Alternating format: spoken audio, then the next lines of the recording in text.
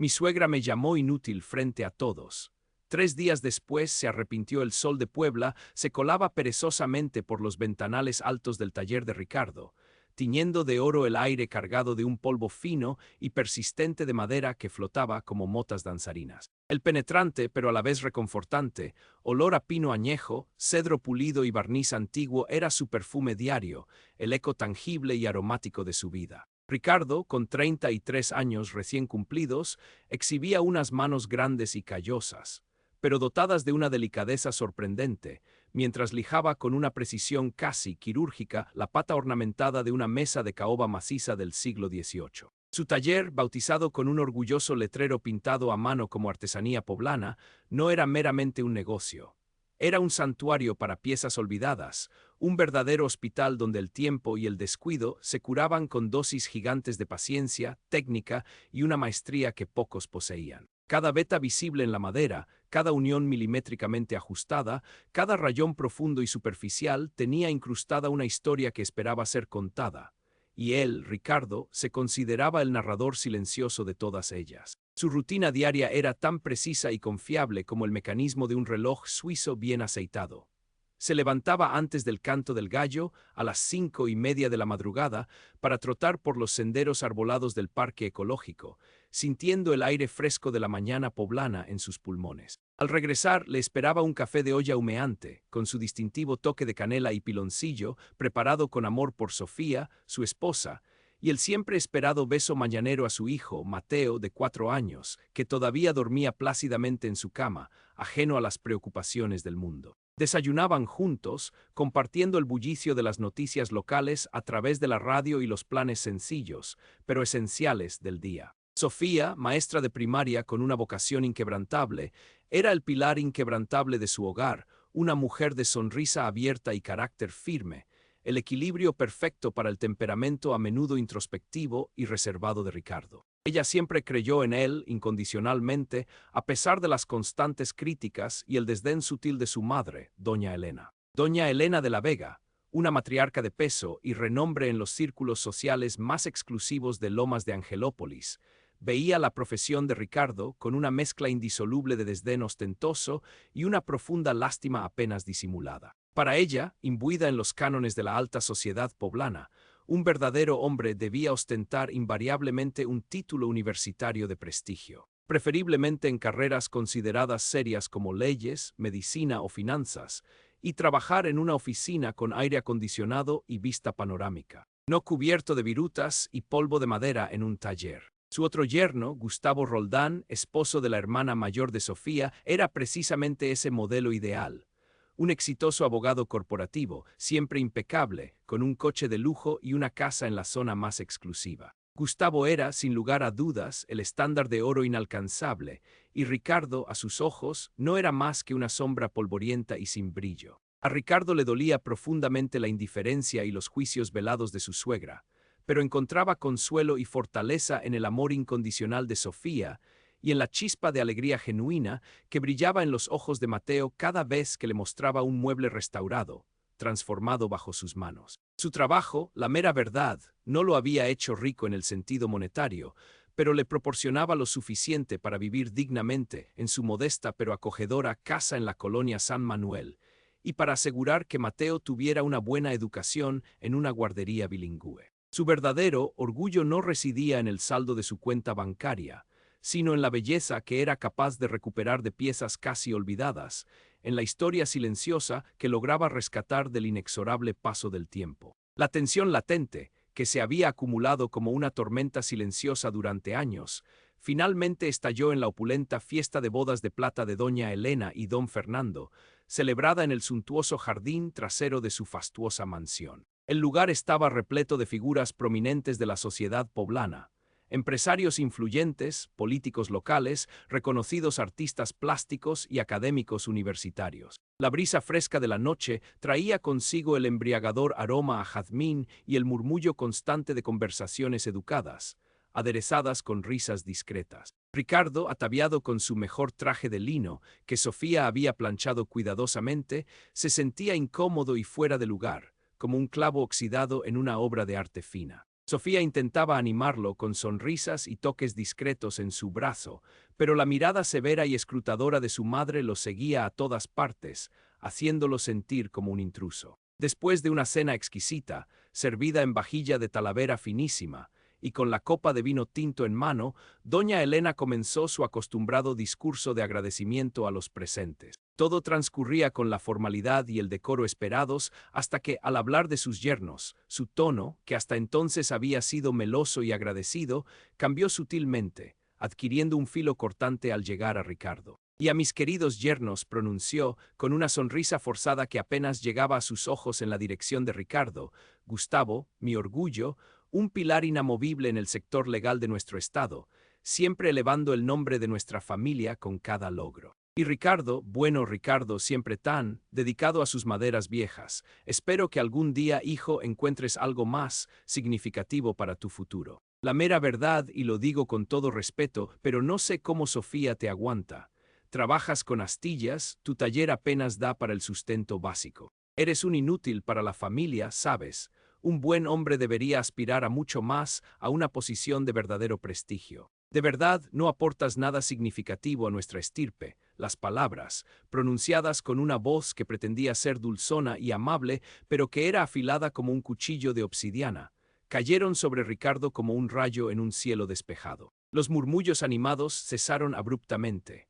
Algunos invitados, con evidente incomodidad, se volvieron a mirarlo con curiosidad, otros desviaron la vista rápidamente, avergonzados por la escena. El rostro de Sofía se encendió de furia contenida y una profunda vergüenza, sus ojos clavados en su madre. Ricardo sintió un calor abrasador y humillante subir por su cuello hasta la punta de sus orejas, pero mantuvo la compostura con una fortaleza inusual, su mandíbula apretada hasta doler, las manos apretadas en puños invisibles dentro de los bolsillos de su pantalón. No pronunció una sola palabra.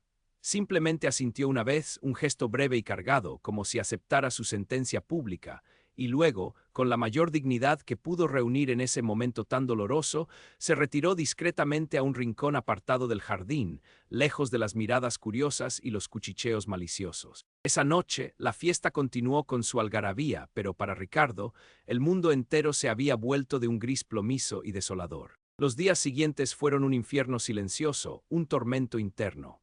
Ricardo se levantaba al amanecer, como de costumbre, iba al taller, pero el brillo de su pasión, que antes iluminaba cada pieza, se había extinguido por completo. Cada golpe de martillo, cada pasada de lija sobre la madera, le recordaba las palabras punzantes de doña Elena, reverberando en su mente sin cesar. «¿Soy un inútil?», se preguntaba una y otra vez mientras sus manos trabajaban mecánicamente. «¿Realmente no aporto nada de valor a mi familia política? ¿Será que mi trabajo de artesano no tiene la dignidad suficiente?». Sofía intentaba consolarlo con abrazos y palabras de aliento. «No le hagas caso, mi amor. Mi mamá es así, siempre tan prejuiciosa.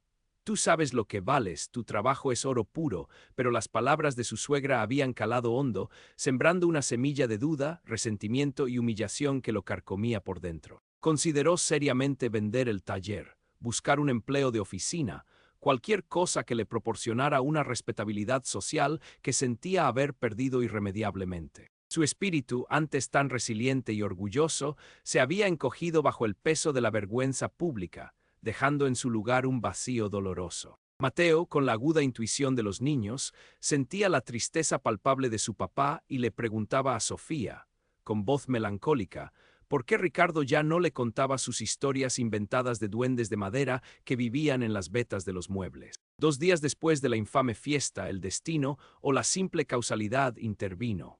Una tormenta atípica, con ráfagas de viento huracanado y una lluvia torrencial que no se veía en Puebla desde hacía décadas, azotó la ciudad con furia descontrolada. En la opulenta mansión de Lomas de Angelópolis, una vieja tubería maestra en el segundo piso, ya debilitada por el tiempo, cedió catastróficamente, liberando un torrente de agua que inundó parte de la planta baja. El agua se deslizó sin piedad por las paredes recién estucadas, empapando alfombras persas de valor incalculable, libros antiguos de pasta dura, y, lo peor de todo, llegó al majestuoso salón principal donde se alzaba el tesoro más preciado de doña Elena. Un imponente retablo asterisco barroco del siglo XVII, una pieza monumental de madera estofada y policromada con pan de oro, herencia directa de sus ancestros virreinales, valuado en una fortuna incalculable y más allá del dinero, cargado de un valor sentimental inmenso que abarcaba generaciones. El agua había dejado manchas oscuras e indelebles, levantado la pintura y el estofado en varias secciones y comenzado a deformar la delicada madera. Era un desastre irreparable para cualquier profano. El pánico se apoderó de doña Elena, su habitual compostura y altivez se desmoronaron. Llamó a todos los contactos posibles, ingenieros estructurales, arquitectos de renombre, peritos de seguros y, por supuesto, a los restauradores más prestigiosos de México. Los expertos que acudieron, algunos de la Ciudad de México, otros de Guadalajara, eran o bien exorbitantemente caros o desesperantemente pesimistas. Es una pieza de una delicadeza extrema, doña Elena. La humedad ha calado demasiado hondo en el corazón de la madera, podría ser irrecuperable. La madera está hinchada y la capa de policromía se desprende en grandes pedazos. Algunos pedían cifras que ascendían a varios cientos de miles de pesos solo por intentarlo. Otros directamente declinaban el trabajo, temiendo arruinar una pieza de tal envergadura histórica y comprometer irremediablemente su ya establecida reputación profesional. El tiempo corría implacablemente. Cada hora que pasaba, el daño se hacía más profundo e irreversible.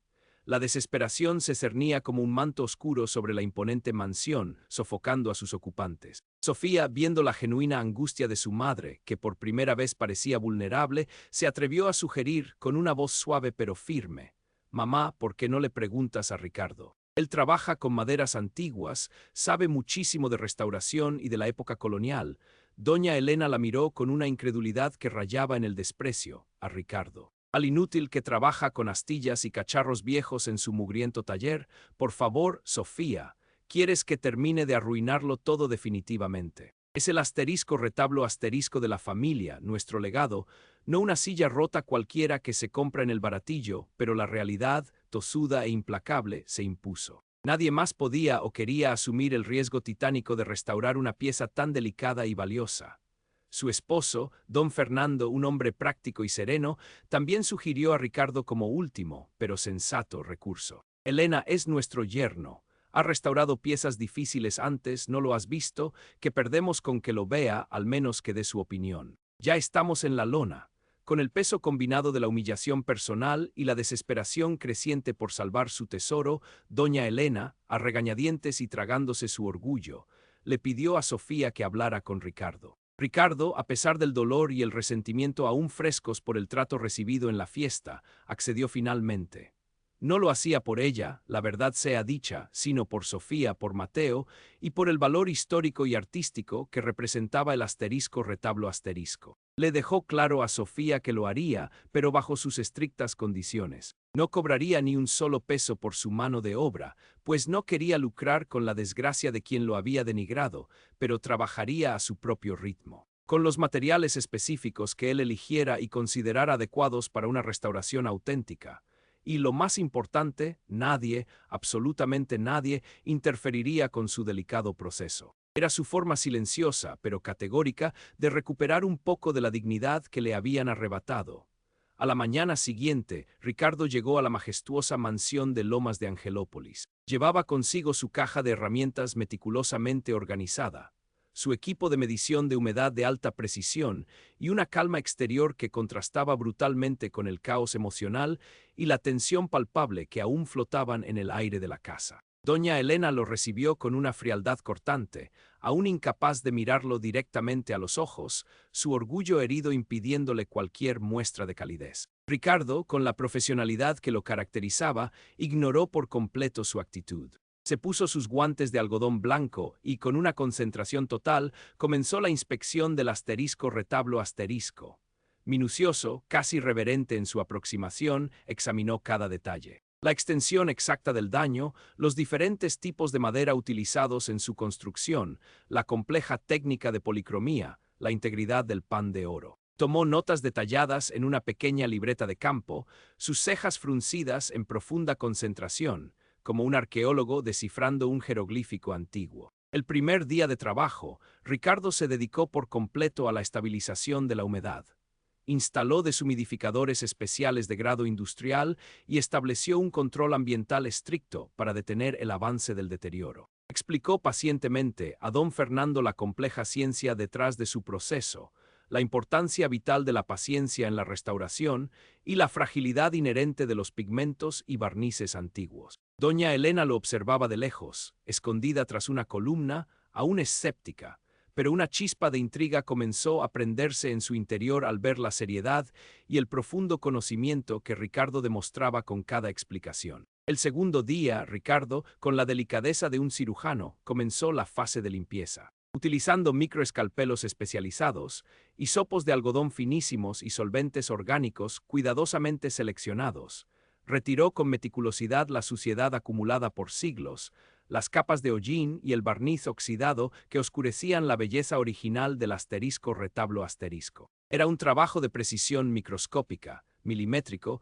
que requería una mano firme, un pulso de acero y un ojo experto para discernir lo que era mugre de lo que era pátina. Doña Elena, al pasar sigilosamente por el salón, no pudo evitar detenerse de nuevo. Vio a Ricardo arrodillado frente al imponente asterisco retablo asterisco, su rostro bañado por la luz indirecta que entraba, completamente absorto en su labor. No era, como ella lo había calificado, un simple trabajador o un manitas, era un auténtico artesano, un custodio del pasado. Su percepción preconcebida comenzó a tambalearse, las grietas en su muro de prejuicios se hacían evidentes. El tercer día, Ricardo se enfrentó a la parte más compleja y artística de la restauración, la reintegración de la madera dañada y la fijación de la policromía que se había desprendido. Con pastas especiales hechas a partir de resinas naturales cuidadosamente seleccionadas y pigmentos minerales de alta calidad, comenzó a rellenar las fisuras más finas, a unir las piezas de madera que se habían separado, a dar nueva vida a la superficie pictórica. Mezclaba los colores con la precisión y el arte de un pintor renacentista, replicando con asombrosa fidelidad los tonos y matices que el tiempo inclemente había borrado. El silencio reverencial del salón solo era interrumpido por el suave roce de su pincel sobre la madera, el chirrido apenas perceptible de una espátula o el suspiro profundo de concentración que escapaba de los labios de Ricardo. Era un ballet de manos expertas. Doña Elena, sentada en un sillón tapizado cercano, no podía apartar la vista. Su desdén inicial, que había parecido tan inamovible, se había transformado, primero en un asombro silencioso y luego en una profunda y sincera admiración. Las horas pasaron volando, y ella vio con sus propios ojos cómo las manos de Ricardo, esas mismas manos que ella había osado llamar inútiles, rescataban un pedazo irreemplazable de la historia de su familia, devolviéndole su alma y su esplendor. Se dio cuenta, con una claridad dolorosa, de que su crítica no solo había sido profundamente injusta, sino también lamentablemente ignorante. Ella, con todo su dinero, su posición social y sus contactos, era incapaz de siquiera comprender la complejidad y el arte de lo que él hacía. Él no solo arreglaba madera, restauraba la belleza intrínseca, el patrimonio cultural y la esencia misma del tiempo. Al caer la tarde, con la luz dorada y melancólica del atardecer filtrándose por los grandes ventanales del salón, Ricardo hizo una pausa, terminando una sección particularmente delicada. Estiró la espalda, crujiéndole los huesos, y se limpió el sudor de la frente con el dorso de la mano enguantada. Doña Elena, con un nudo en la garganta, se acercó lentamente, su paso inseguro, su voz un susurro casi inaudible que apenas rompía el silencio. Ricardo, dijo, y su voz se quebró de una manera que nunca antes había ocurrido. Se aclaró la garganta, visiblemente conmovida. Ricardo, yo no sé qué decir, fui tan estúpida, fui cruel, te llamé inútil, te humillé frente a todos mis amigos y la gente importante de Puebla, y ahora estás salvando lo que más valor tiene para nosotros, lo que pensé que estaba perdido para siempre. Sus ojos, que siempre habían mirado con juicio y desprecio, ahora brillaban con lágrimas contenidas, pero sinceras. Me arrepiento profundamente, Ricardo, de verdad, perdóname. Eres un artista, un hombre honorable, con una dedicación y un valor incalculables. No eres inútil. Eres, por el contrario, todo lo contrario a lo que dije. Eres indispensable. Ricardo la miró. No había triunfo en su mirada, solo cansancio, una profunda comprensión de la fragilidad humana y una aceptación silenciosa. Doña Elena respondió con calma, su voz resonando con una autoridad tranquila: mi trabajo siempre ha hablado por sí mismo. Lo hice por Sofía, por Mateo y por la historia y el legado que este retablo asterisco representa para nuestra familia. El perdón ya lo tengo en mi corazón por el bien de mi propia paz y la de mi familia. No hay nada que perdonar, solo comprender, no buscó venganza ni humillarla de vuelta. Solo una reafirmación silenciosa de su valía intrínseca. Y en ese momento exacto, con el imponente retablo asterisco a medio restaurar entre ellos, la relación entre suegra y yerno comenzó un proceso de restauración propio, quizás más significativo que el de la madera. Doña Elena no volvió a ser la misma mujer altiva de antes. Aunque su orgullo, herido por años de autoafirmación, le impidió quizás disculparse públicamente con un gran gesto, sus acciones y su actitud cambiaron radicalmente. Empezó a referirse a Ricardo con un nuevo y palpable orgullo, mi yerno, el talentoso restaurador, un verdadero genio con las maderas en sus círculos sociales. Le enviaba clientes potenciales, organizó una pequeña pero elegante exposición de algunas de sus piezas restauradas más importantes en un evento benéfico, e incluso se dignó a visitar su taller en San Manuel, observando con un nuevo y genuino respeto cómo el hombre que había llamado inútil creaba magia y vida con sus manos expertas y su dedicación inquebrantable. La lección para doña Elena fue dura, sí, dolorosa incluso, pero absolutamente necesaria para su alma. Para Ricardo fue la confirmación silenciosa, pero rotunda, de que la verdadera valía de una persona no se mide por títulos, ni por fortunas acumuladas, ni por el prestigio social, sino por la integridad inquebrantable del carácter y la pasión del alma dedicada a un oficio. Y el sol, al día siguiente, volvió a iluminar con un brillo pleno y renovado el humilde pero orgulloso taller de artesanía poblana, donde cada pieza tenía una historia, y ahora Ricardo también tenía la suya.